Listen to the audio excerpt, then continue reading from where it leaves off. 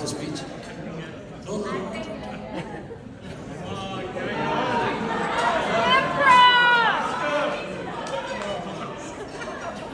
You know, I could speak from the heart, but before, 6 months ago, after I got the COVID vaccine, I just couldn't do it, the booster, right? Something changed, I can't do it. But actually, I had a problem with my family, my friends, and the bride 6 months ago, that's why. It was at Alex's wedding. You know, like you heard, I was giving as father of the bride, father of the groom speech. And they said I roasted Alex too much. My family said that. They criticized me. Man, that was tough. So, I had to apologize. And now they say I cannot roast the bride. You cannot. It's just not acceptable. It's really tough to give a speech without roasting. Right?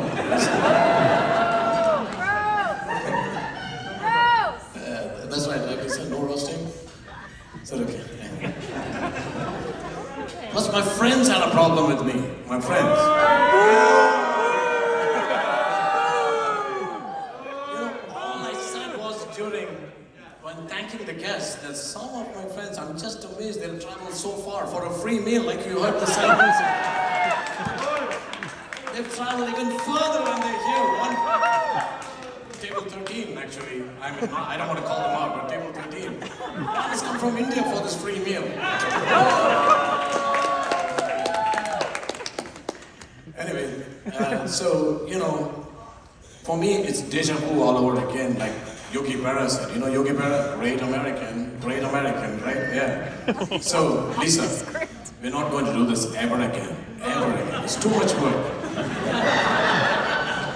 Plus, we clashed over every aspect of the wedding. From the venue, to the menu, to the dance routines, to the music, and most importantly, the guest list. So, as the father of the bridezilla, and bride,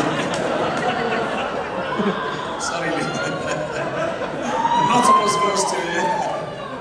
If you're sitting in this audience, you're the chosen few. You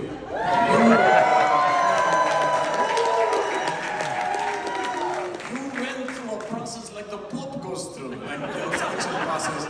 Even with a puff of white smoke over Liza's house in Yabalinda. I don't know if Kang's family went through the same process, but all I can tell you, there's some very fine people on both sides today. Like in Charlottesville. So in the next few minutes, I'm going to tell you the story of Liza. You know, Liza's given me a time limit, so I have to do.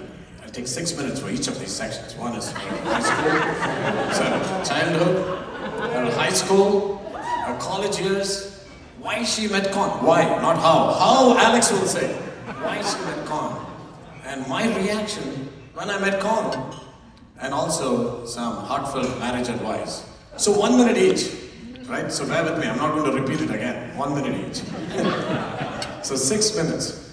So Liza, she was born just 5 pounds.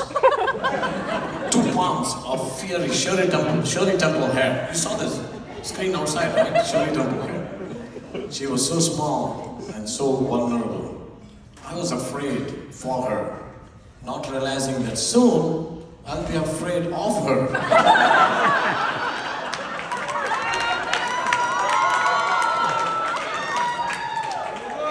But her determining skill was, or defining skill was a determination, a willpower and an independence. So let me give you an example. We had a Ford Explorer with a high floor. She used to try to climb up there. If I assisted her or dared to hoist her into the car seat, she would climb back down and try again, hanging on like a koala bear to a eucalyptus tree and climb back up there and sit in there, complete the feat, look at me and say defiantly, yes I can, yes I can. So she went to high school, 60 pounds strapped in a car seat, booster seat. No, 60 pounds, yeah. Her backpack dwarfed her, much like her dreams. So, as she hopped off the car, I asked her, what sport are you going to play? I was thinking like chess or choir. She says, basketball. And she says, and then I asked her, so are you going to be the ball? She looks at me defiantly and says, I will show you. I was worried. I thought, I know images of what happened to Caitlin Clark. You saw 2 months ago? When Kennedy Carter body slams her and throws her on the floor, injuries. I didn't have to worry. She was no Caitlin Clark. Instead, she was like Muggsy Bogues, you know her? Muggsy Bogues? Yeah. He's the shortest NBA player. The shortest. 5'3", pint size. Liza was like a hummingbird on espresso. She was darting through the field of legs. But she controlled the game like a seasoned conductor of a symphony. And then she sometimes played the entire game. At the end of 1 year, she was captain of the basketball team. Anyone play with her? Anyone play in the same team? Anyone play? She's my captain! Yeah! She's my captain. Yeah, that's it. Okay, then it came time to apply to college. So she goes to Johns Hopkins, a backup school. She was in Johns Hopkins, a backup school. It wasn't a dream school, guys. It was something else. Alex will tell you why, though. Alex will tell you why. And so she does a bachelor's in computer science and applies to medical school. She applies to 40 medical school, 40. And she gets 40 rejects. Is this on? 40 rejects. And then she goes to Harvard as a master's in biomedical informatics with a 4.0, and she applies again. And when the 38th rejection came in, I tell her, baby girl, you can't do this. You better stick to computer science. But she was shaken, but still not broken. And then she waits, totally undeterred. And she gets in to Georgetown Medical School.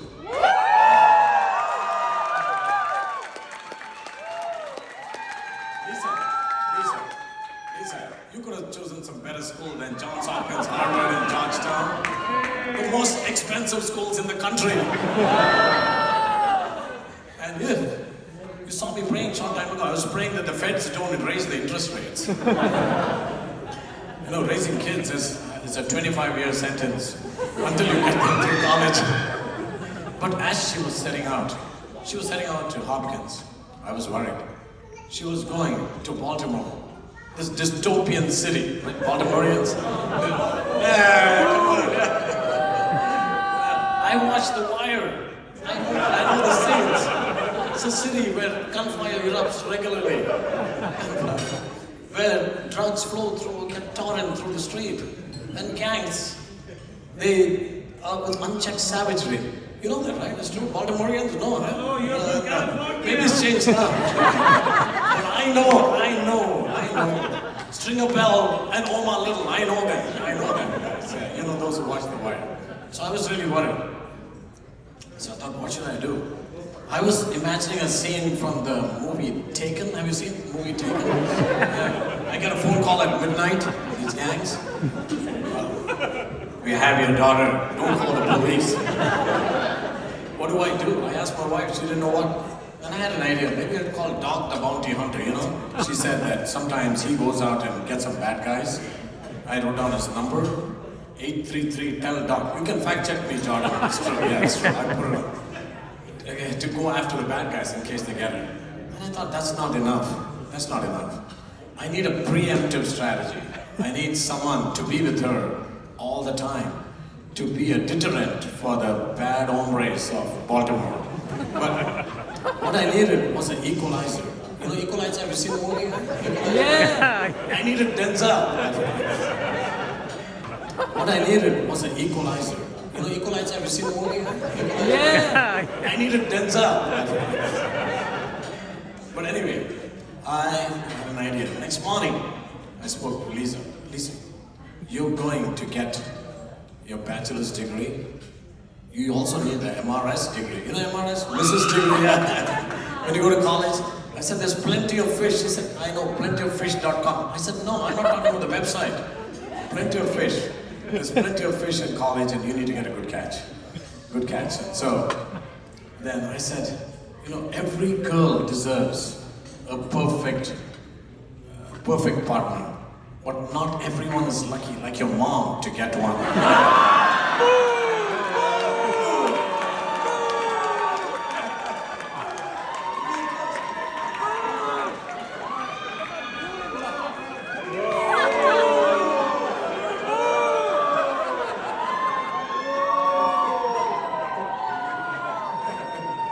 So she set off to college.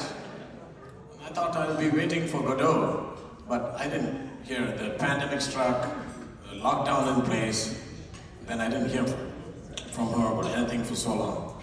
And then suddenly she said, I want you to meet someone. So we set the day, and then I opened the door, and there he stood. I looked at him, and I said, but he is so tall. I know what you were thinking, guys. I know what you were thinking. So tall. I asked him, did you get him from the K-dramas? Have you seen K-dramas? Everyone is so tall there. She said, no, he's Alex's classmate. Oh, so I called up Alex. I said, Alex, do you know him? He said 6 words and he hung up. Dad, he is better than me. That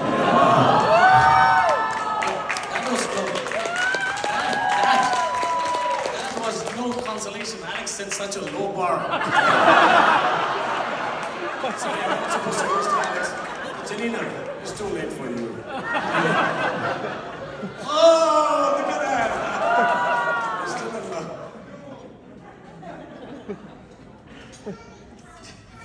You okay, Liza?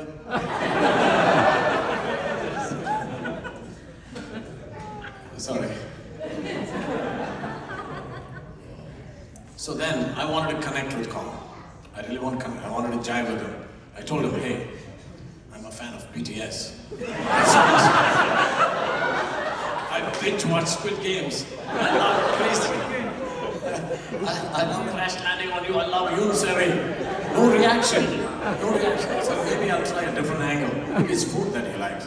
He said, I like japchae. I like bulgogi. And I dream about mukbang when I go to bed. You know what is mukbang, guys? They watch these shows where you watch other people eat. Again, no reaction. That's when I realized that Kang was more American than a bald eagle eating a hot dog at a baseball game. Again, I realized that I don't know anything about him, but he knows everything about me. He works for Google.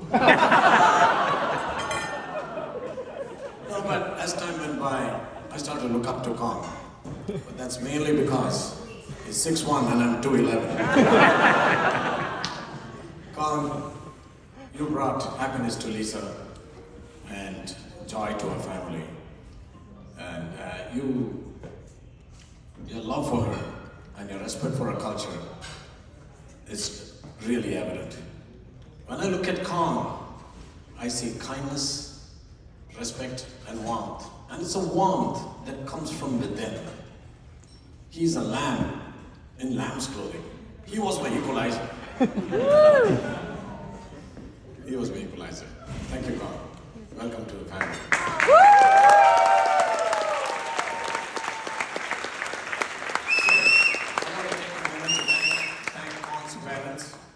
Kang's parents. You know, the qualities we see in Kang were not found, but they were clearly nurtured. For that, and for raising such a fine son, I want to thank you from the bottom of my heart.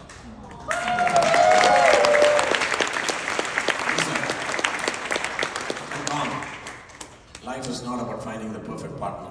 It's about being one. Life is about compromises. You meet your partner halfway. So let's try it out. Kang, you want to get Korean food? Lisa wants to get Indian food. Your partner halfway, what do you get? That's a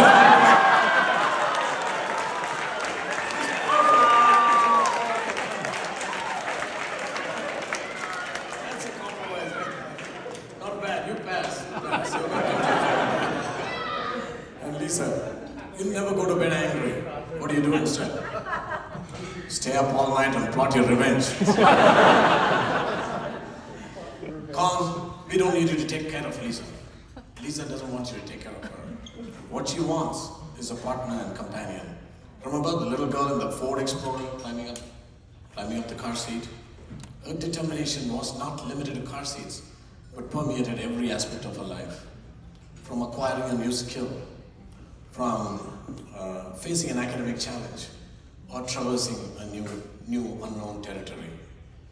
You saw that everything she faces with vigor. You saw that recently when she was in the emergency room 3 days ago with injuries, and they said, maybe you need surgery, you need IV fluids, you need admission to the hospital. She texts from the hospital bed to us, yes I can, I will be there, the show must go on. Her resolve is unwaverable and her focus is unshakable. And she completes every target that she sets on. Lisa. Like her dad. Who's her dad? Who's her dad? Who's her dad? Every target that she sets on. Kang, embrace Lisa's beautiful mind and cherish a vibrant spirit. Lisa, we love you, we care for you, and we are so proud of you. But today my heart is bittersweet emotion of a father letting go. Just like the Heartland song, you know the song?